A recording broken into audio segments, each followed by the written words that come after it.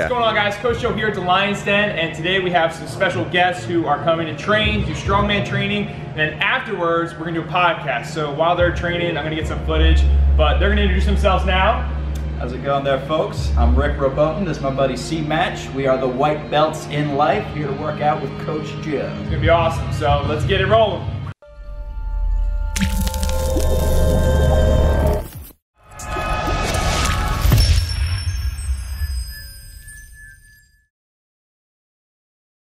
But yeah, kind of where we left off, we were talking about like integrating somebody into this, and you talked about, you know, the importance of having that narrative. And holy shit, dude, you have quite the narrative, man. This, you know, when, you know, I was talking before about the different axioms I've seen you put into play, giving away stuff for free, even things a little bit more micro, like the Strongman Saturdays, things you're using other things that people have had success with for your own business, and it's working for you. But I also read a lot about the power of failure and what it teaches you. And man, I can honestly say that after hearing your backstory, I don't think I would have had the resiliency that you did. You know, I have this thing that my girlfriend makes fun of me all the time, but I talk so much about feedback. And, you know, I think that I would have driven myself crazy because I would have seen and if anybody doesn't know what I'm talking about, definitely check out your first how to open a gym business video, because you go into painstaking detail about what that was like for you. And it was really eye-opening for me because, you know, I grew up in a family that was somewhat entrepreneurial, and that my dad was involved in the startup process of some different businesses, so I have respect for that. But, ooh, man, you've really had a tough go, but I don't think I would have been able to do that. So, like, just a very broad question, but like, how in the hell did you stay resilient enough to eventually have us sit in what is now what you always wanted, but my God, did you have to work to get here? It sounds weird, and I don't, you know, anybody can believe what they want, whether it's God or the universe, I don't even care, but whatever it is, I think always is out to challenge me. You know, I've been challenged since I was a kid. With, you know, I was overweight and I was bullied. I couldn't get girlfriends, so that led to building my confidence through strength training. You know, and then everything's going pretty great. I lost a lot of weight. I was playing sports, and I got diagnosed with a borderline heart condition that was like really serious. And they told me, you're never gonna play sports again. You can't lift weights. So that was like a gut check again. You know, and just going through facing depression and anxiety in high school was a challenge for me. So I feel like there's always been adversity in my life, but I view that as a challenge to get over and get stronger with. But ultimately, the biggest one for me had been with the gyms and having to close the 2 locations prior to this one. And it sounded, you know, I mean, it sounds like I did a great job, but once I lost the second location, I think that was a real, you know, kick in the nuts. And it took a lot for me. Like, I was probably depressed for like 2 months, like hardcore. Like, I didn't want to weight train. I didn't want to do anything. You know, I was really not eating because I was just so stressed out. I was embarrassed. I was humiliated. And all I could think about, though, is this time I talked to my best friend, who is probably one of the most interesting people in the world. You should do a podcast with him. Hell yeah. He's a wizard. And he went from being like, I'm going to make $1 million and DJ to now he's like a wizard who sells crystals. It's a crazy story. I'm going. We're getting something. That guy. Yeah, for sure. Next week on White Belts and Life. cool dude. But we were driving the car. I'll never forget this. And I was telling him, and he was just like, "You gotta be kidding me!" And I was like, "Yeah, I know, man." He's like, and I told him, I was like, "Dude, I don't know. Should I just get a job? Like, should I just work a corporate job? I have a lot of connections, people I can make good money doing that." And he's like, "Shut up." He's like, if you don't do this, he's like, that will be your ultimate failure. Yeah. And I'm like, and I just sat and I paused, and he's like, that will be failure. He's like, what's happening right now isn't a failure. He's like, it's a challenge. He's like, you have to see it through. And remember, I was like, he's totally right. Like, if I were to give up on this dream to everybody who knew how hard I was working at it, like that would, they'd probably be like, oh, we understand. But that would have been the biggest failure. So I just said to myself, you know, whatever storm's going to come or however dark and gloomy it's going to get, like, I got to push through, because any entrepreneur has this story. Like any entrepreneur has these failures, they have these horrible things that they went through to get to where they're at, and that's all I could think about was like long term, like pushing through this, growing from it, having to learn. And now I just look at it like such a blessing in disguise. Like I got a crash course in business that most people probably wouldn't get, in a year. Where I lost 2 businesses, I learned how to negotiate, I learned how to, do things that would happen over probably a span of time for people that happened to me right away. So I'm like, wow, like I got that out of the way. I'm super grateful to have this and have that storm over.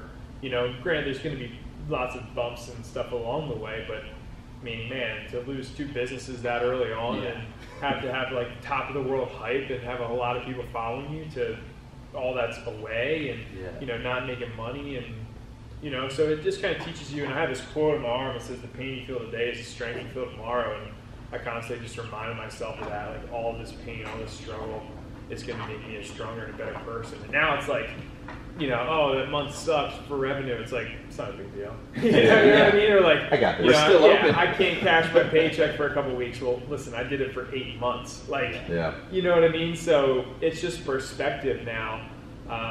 And it also helps me, with people too, with like relating. Like you said, it's part of the story. Like, hey, I know what it's like to not have anything. I understand what it feels like. You don't believe me? Well, here's what happened to me. And then they're like, wow, okay. And, I can use that to tell my story, like you said, on YouTube. And I think a lot of people, it also shows I'm human.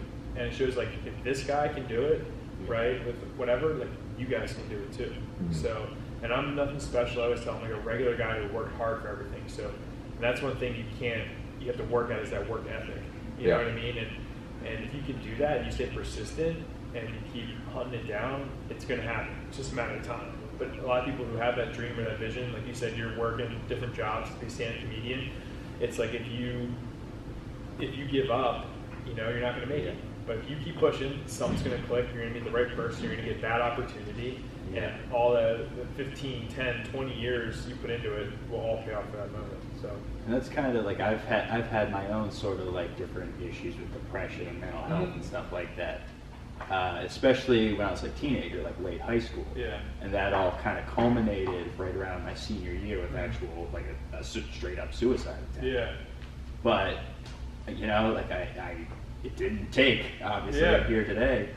And I've always kind of used that as like when after like that next day when I was still there and I was like in like a daze, like what happened, like why am I was ready to end it, and it's just kind of like, well, I got the second chance here, so I guess I just got to keep going. Yeah, and I think there's the whole thing too with like the Golden Gate Bridge, where you hear people who jump off that, right? And I think out of however many survivors there were, the instant they jumped off, they regretted that decision. You know what I mean? And it's always tough because I deal with a lot of people who don't understand depression, but it definitely is, a real thing. And I would just say, like when you're in it that deep, it's so hard to realize things. But then when you're out of it, like the next day, you're like, I'm an idiot. Yeah. Like, what was I thinking? I sound stupid. Like I'm such a, you know what I mean? Yeah. And then it's like, then you're clear-headed, but it's like in that it's so tough.